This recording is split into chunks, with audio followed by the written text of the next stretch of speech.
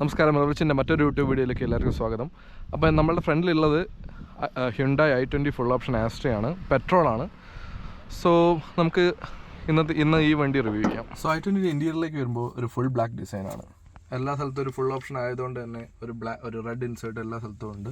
അപ്പോൾ മൊത്തത്തിൽ നമുക്ക് നല്ലൊരു പ്ലസൻറ്റ് ഫീലാണ് വണ്ടിയുടെ അകത്തുള്ളത്. പ്ലാസ്റ്റിക് ആണെങ്കിലും അത്യാവശ്യം നല്ല ക്വാളിറ്റിയുള്ള പ്ലാസ്റ്റിക്കാണ്. നമുക്കൊരു സൺറൂഫും കാര്യങ്ങളൊക്കെ ഫുൾ ഓപ്ഷനിൽ വരുന്നുണ്ട്. പക്ഷേ ഈ സൺറൂഫ് എന്ന് പറഞ്ഞു കഴിഞ്ഞാൽ ആക്ച്വലി ഇന്ത്യൻ മാർക്കറ്റിൽ വലിയ യൂസ് ഒന്നുമില്ല. പക്ഷേ ഇപ്പോൾ എല്ലാ മേക്കേഴ്സും ഇത് ഓഫർ ചെയ്യുന്നുണ്ട്. ആൻഡ് നമുക്ക് ജസ്റ്റ് വണ്ടി ഒന്ന് സ്റ്റാർട്ട് ചെയ്യാം. It's very smooth.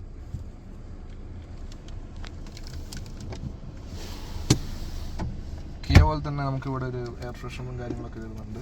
ഇതിൻ്റെ ഒരു അഡ്ജസ്റ്റബിൾ ഇത് ബാക്കിയുള്ളതിന് കുറച്ചൊരു ഡിഫറൻസ് ഉണ്ട്. ഡ്രൈവിങ്ങിലേക്ക് വരുമ്പോൾ എനിക്ക് എടുത്ത് പറയുന്നതൊക്കെയുള്ള ഒരു കാര്യം എന്ന് പറഞ്ഞു കഴിഞ്ഞാൽ ഭയങ്കര സ്മൂത്തായിട്ടുള്ള സ്റ്റിയറിംഗ് ആണെങ്കിലും ഗിയർ ആണെങ്കിലും ഭയങ്കര സ്മൂത്താണ്. ആൻഡ് ഞാൻ വേറൊരു കാര്യം ഒബ്സർവ് ചെയ്തിട്ടുള്ളത് ഇനീഷ്യൽ, അതായത് ഒരു ഒന്നാമത്തെ രണ്ടാമത്തെ ഗിയറിലൊക്കെ ചെറിയൊരു ഇനീഷ്യൽ പുള്ളിങ് കുറവുള്ളത് പറയുന്നുണ്ട്. അതിപ്പോൾ നമ്മളുടെ താങ്ക്സ് ടു BS6 കംപ്ലൈൻസ്. അതിൻ്റെ മെയിൻ റീസൺ എന്ന് പറഞ്ഞു കഴിഞ്ഞാൽ അതിലേക്ക് എത്താൻ വേണ്ടിയിട്ട് കുറേ കാര്യങ്ങളൊക്കെ ഈ കമ്പനീസിന് അഡ്ജസ്റ്റ് ചെയ്യേണ്ടി വരുന്നുണ്ട്. സോ ഇനീഷ്യലി ചെറിയൊരു ലാഗ് തോന്നാം, comparing to our older generation BS4. പക്ഷെ അവർ RPM എത്തിക്കഴിഞ്ഞു കഴിഞ്ഞാൽ അതൊന്നും വലിയൊരു പ്രശ്നമുള്ള കാര്യമായിട്ട് തോന്നില്ല. ഈ ഹോണും ആക്ച്വലി കുറച്ചും കൂടി ലൗഡറായിട്ടുള്ളൊരു ഹോൺ കൊടുക്കായിരുന്നു. നമ്മളുടെ കിയറൊക്കെ പോലെ തന്നെ ലൗഡറായിട്ടുള്ളൊരു ഹോൺ കൊടുക്കായിരുന്നു. കറക്റ്റ്, അതായത് പോസ്റ്റ് ഒരു 3 RPM ഒക്കെ കഴിഞ്ഞ് കഴിഞ്ഞാൽ ശരിക്കും പറഞ്ഞു കഴിഞ്ഞാൽ വണ്ടിയുടെ കറക്റ്റ് പെർഫോമൻസ് കാണാം. ആൻഡ് വേറൊരു കാര്യം എന്താ, നമ്മൾ എത്ര ആക്സിലേറ്റർ കൊടുക്കുകയാണെങ്കിലും ആ ഒരു എൻജിൻ നോട്ടും കാര്യങ്ങളൊന്നും അകത്തേക്ക് അങ്ങനെ കേൾക്കുന്നില്ല. വളരെ നന്നായിട്ട് ഇൻസുലേറ്റ് ചെയ്തിട്ടുണ്ട്.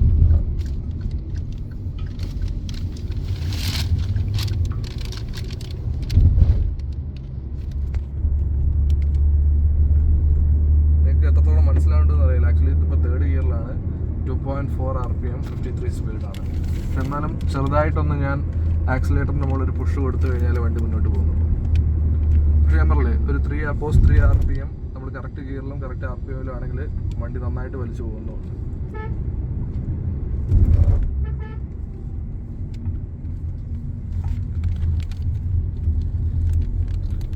സ്റ്റിയറിംഗ് അതുപോലെ തന്നെ നല്ല നമുക്കൊരു കോൺഫിഡൻസ് തരുന്ന സ്റ്റിയറിംഗ്. അതായത് വളവുകളിൽ അത്യാവശ്യം സ്മൂത്തുമാണ്, എന്നിരുന്നാലും ഒരു ഹോൾഡ് കിട്ടുന്നുണ്ട്.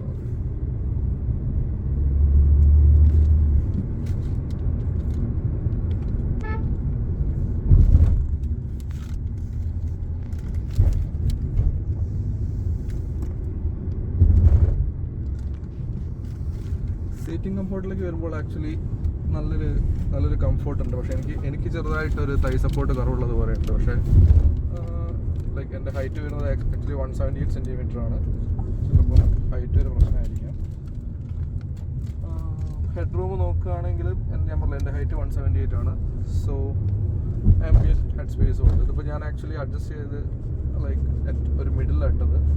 അപ്പോൾ ഏറ്റവും ലോ പൊസിഷനിൽ ഇടുകയാണെങ്കിൽ തീരെ കുഴപ്പമില്ല. കുറച്ചും കൂടി ഹൈ ആയിട്ട് വരുമ്പം എനിക്ക് കംഫർട്ടബിൾ ആയിട്ടുള്ള പൊസിഷനിൽ വരുമ്പോൾ it's providing an ambient head room.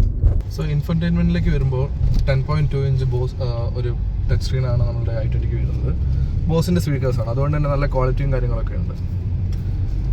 And നമ്മൾ ഒരു കോക്ക്പിറ്റ് ഫീലാണ്, അതായത് ഈ കാര്യങ്ങളൊക്കെ കുറച്ചും കൂടി ഇങ്ങോട്ട് ടിൽട്ടായിട്ടാണുള്ളത്. അപ്പം ഡ്രൈവറിന് ഒരുവിധം നല്ല രീതിയിൽ ആക്സസും കാര്യങ്ങളൊക്കെ ഉണ്ട്. ഞാൻ പറഞ്ഞ പ്രശ്നം എന്ന് പറഞ്ഞു കഴിഞ്ഞാൽ ഇതിപ്പോൾ 2nd ഗിയറിലാണ്. ഒരു 1.9 RPM 26 ആണ് സ്പീഡ് വരുന്നത്. അപ്പോൾ ഞാനൊരു ആക്സിലേറ്റർ ഒരു മിഡിലാണുള്ളത്. ഒരു പോസ്റ്റ് 2.7 2.9 ഒക്കെ എത്തിക്കഴിഞ്ഞാൽ വണ്ടി വലിച്ചാൽ കിട്ടും. ഈ ഒരു RPM എത്തിയിട്ടും നിങ്ങൾ എഞ്ചിനോട്ട് ശ്രദ്ധിച്ചോ, നിങ്ങൾക്ക് ഇതിൽ കേൾക്കാൻ പറ്റുന്നുണ്ടോ അറിയില്ല, ഭയങ്കര സ്വീറ്റാണ്. അങ്ങനെ കാര്യമായിട്ടുള്ള ഒച്ചയും കാര്യങ്ങളൊന്നുമില്ല, സ്ട്രഗിളിങ് അല്ല. റിഫൈൻമെൻറ്റ് ലെവൽ നമ്മൾ എടുത്തു പറയേണ്ട ഒരു കാര്യം തന്നെയാണ്. ആൻഡ് ബാക്ക് സ്പേസിലേക്ക് വരുമ്പോൾ, അതായത് പാസഞ്ചർ സ്പേസിലേക്ക് വരുമ്പോൾ നല്ല രീതിയിലുള്ള ലെഗ് റൂമും കാര്യങ്ങളൊക്കെ ഉണ്ട്. എൻ്റെ ഹൈറ്റിന് എനിക്ക് നല്ല രീതിയിൽ തൈ സപ്പോർട്ടൊക്കെ തോന്നിയിട്ടുണ്ട്. പിന്നെ ചെറിയൊരു പ്രശ്നം, ബാക്കിൽ ഹെഡ് റൂം കുറച്ച് കുറവാണെന്ന് നമുക്ക് ഫീൽ ചെയ്യുന്നുണ്ട്. ആൻഡ് ഹോൾട്ടുകർ ഇതൊരു നല്ലൊരു എന്താ പറയുക ഒരു ഫാമിലി കാറാണ്. പക്ഷേ ഞാനിതിൽ നമ്മളിപ്പം ഇതിൻ്റെ കമ്പാരിസൺ വരുന്നത് ആക്ച്വലി ബലേനോ ആയിട്ടാണ്. അപ്പം ബലേനോയുടെ മൈലേജും കാര്യങ്ങളൊന്നും നിങ്ങൾ ഇതിൽ പ്രതീക്ഷിക്കരുത്. പക്ഷേ ലുക്സ്, റിഫൈൻമെൻറ്റ്, പെർഫോമൻസ് എന്ന കാര്യങ്ങളിലൊക്കെ ബലേനോ ആയിട്ട് നല്ല കട്ടക്ക് പിടിക്കും. സോ ഫൈനൽ വെർഡിക്റ്റ് എന്ന് പറഞ്ഞു കഴിഞ്ഞാൽ ഇതിപ്പം ഒരു ബലേനോ ആയിട്ട് നമ്മൾ കമ്പയർ ചെയ്യുമ്പം കുറച്ച് സ്റ്റൈലും കുറച്ച് അഗ്രസീവ്നെസ്സും പിന്നെന്താ ഒരു സ്മൂത്തായിട്ട് ലൈക്ക് അങ്ങനെ സൗണ്ടും കാര്യങ്ങളൊന്നും ഇഷ്ടപ്പെടാത്ത അല്ലെങ്കിൽ ഒരു നല്ല രീതിയിൽ വണ്ടി കൊണ്ടുപോകുന്ന ആൾക്കാരൊക്കെ ആണെങ്കിൽ ഇത് നല്ലൊരു ചോയ്സ് ആണ്. And if you are looking for the mileage you go for the Baleno. So ഈ ഒരു വീഡിയോ എല്ലാവർക്കും ഇഷ്ടമായെന്ന് വിചാരിക്കുന്നു. അടുത്ത വീഡിയോ കാണുന്നവരെല്ലാവർക്കും ബൈ.